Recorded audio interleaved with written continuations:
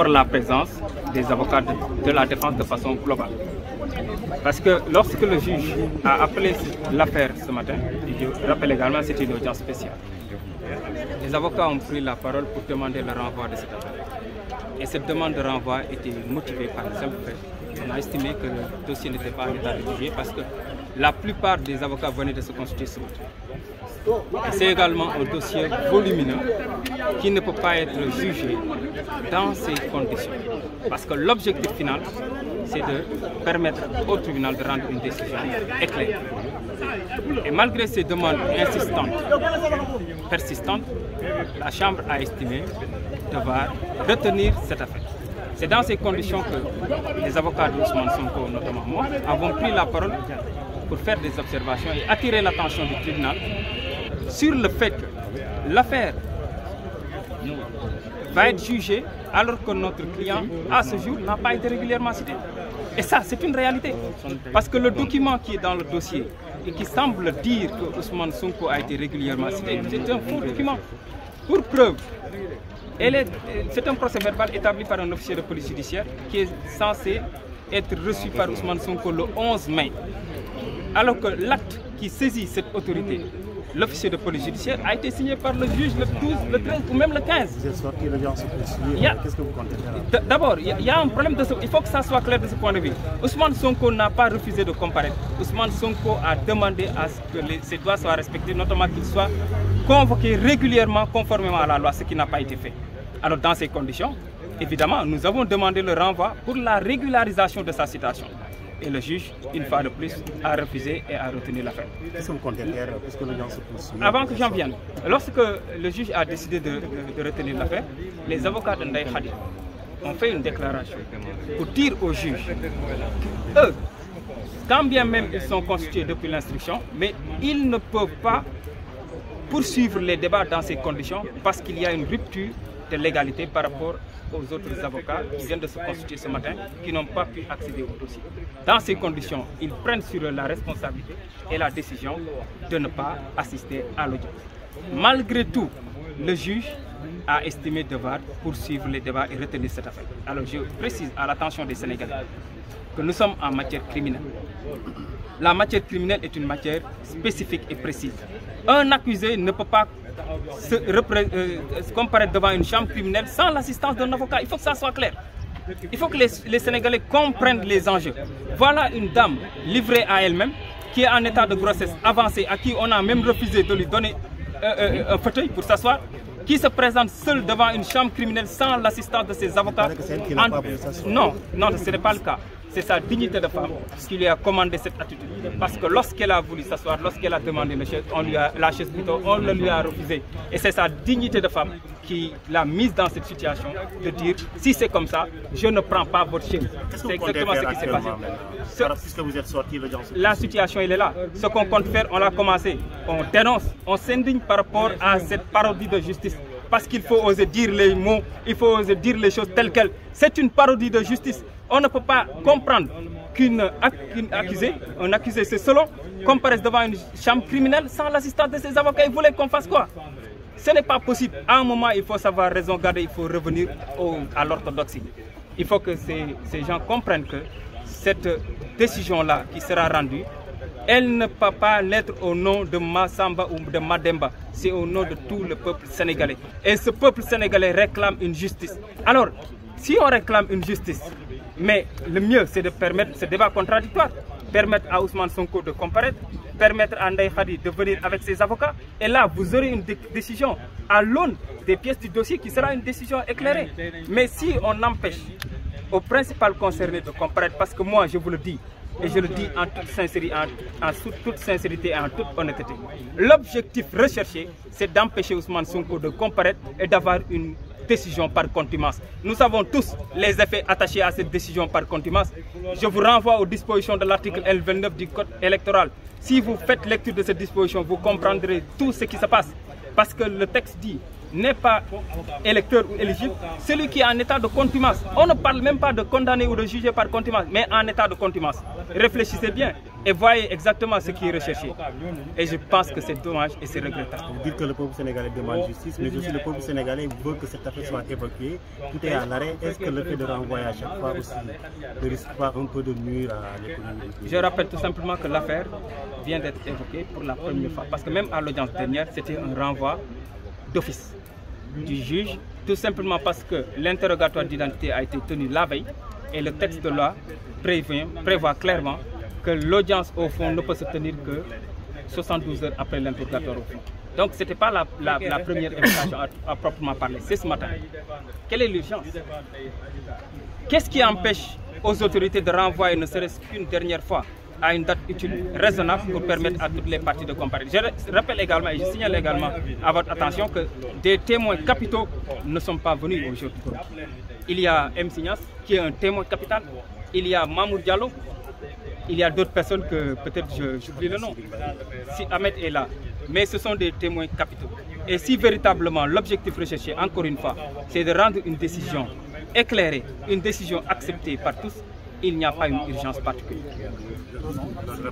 Maître Ousseynou Ngom, membre du collectif des avocats d'Ousmane Sonko.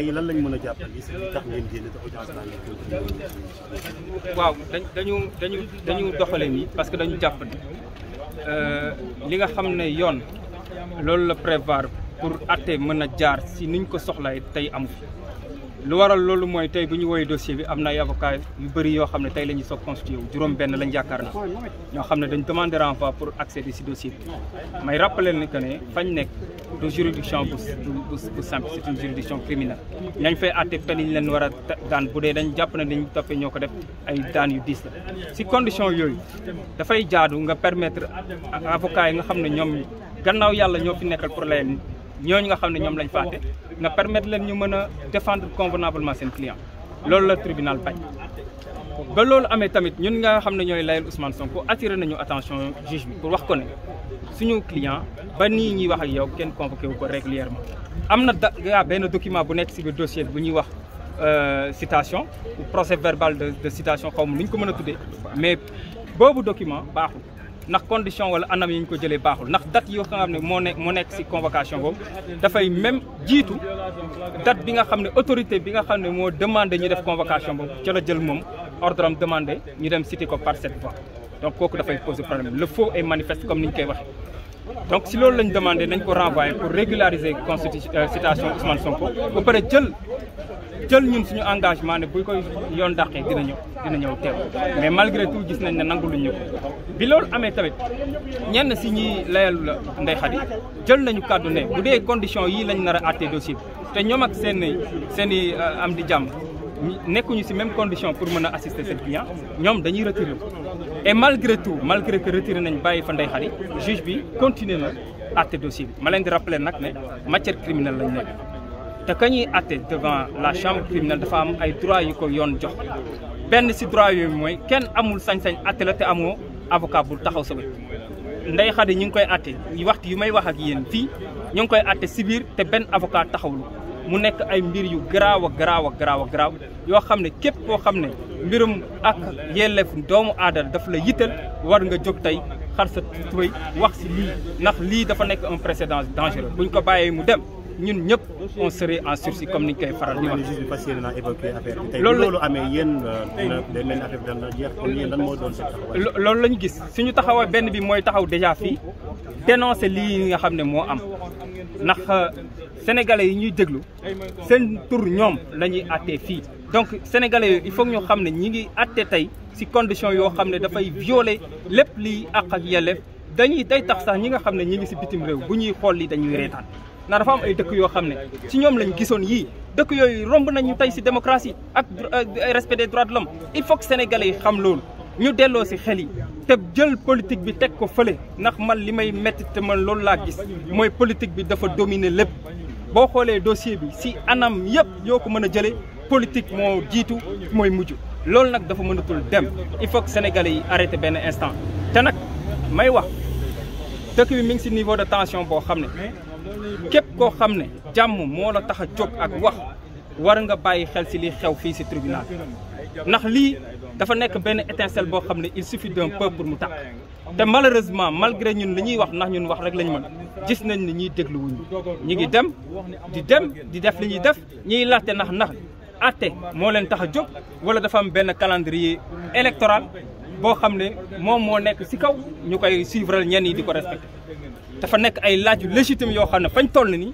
il faut ñu poser ko parce que lépp loo xam ne dafay ni mu ko mën a waxee nekk mandarga justice prétoire loo xam ne ñun si loolu la ñuy yëngu à longueur de journée gisuñu ko ti si prétoire bii. est-ce que jotul tamit ñu évacuer affaire gis nañ ne saa yu procès bi jotee dëkk bi dara di dox ñoom nit ñi sax dañuy ragal a génn seen kër yi est-ce que yéen tamit seen taxawaay warul nekk ngeen fexe ñu xool naka la ñuy jugé affaire bi féete boor sénégalais yëpp mën a continuer. nangul naa la loolu waaye di rappeler juste que ne dossier bi tey la ñuy koy soog a évacuer parce que même audience u keroog bi renvoi d'office la woon parce que il faut que ñu leeral ni tamit que ne la veille la ñu def interrogatoire d'identité donc mënuñu ko woon àtte mardi dernier il faut que loolu leer donc c'était un renvoi d'office tey jii la ñuy soog a woo dossier pour la première fois ay milliers de dossiers ñoo nekk fii tribunal dossiers yooyu dañ leen di woo di leen di renvoyer plusieurs fois même bu dee dañ wax ne dossier bi dafa nekk un dossier à part nangul naa leen ko waaye les droits de la défense moo jiitu loolu yëpp ndax droit de la défense yooyu dafa nekk ci bànqaasu réew mi constitution nekk ci loo foo xam ne kenn du ko laataam kenn du ko am loo ci am xel bu ñaaw a leen dafa nekk loo xam ne mooy li ñuy faral di wax ce n'est pas négociable te bu leen fàtte encore une fois ay peines criminelles ay peines infamantes loolu la ñi nga xam ne ñoom la ñuy àtte tey di risqué donc à partir de ce moment mënuñu fi nekk naan dëgg la bu dossier bi di dem vie sénégalaise économie bi dafay taxaw sénégalais yi dootuñu mën a vaquer d'accord naa loolu yëpp waaye nag ñi nga xam ne ñoom la ñuy àtte parce que ñoom ñoo fi nekk tey te ñoom demandé wuñu tamit pour ñëw malheureusement ay fait moo dal seen kaw yoon a dal seen kaw nañ leen nangu li leen yoon may ne loolu kenn du ko négocier. yàgg na waaye am na dossier yu koy gën a yàgg maa ngi leen di rappeler juste que ne dossier bi 2021 la woon boo demee tey fële si greffe tribunal bi dina la génne ay dossiers yoo xam ne depuis 2017 ñi nga fa kenn atte ko.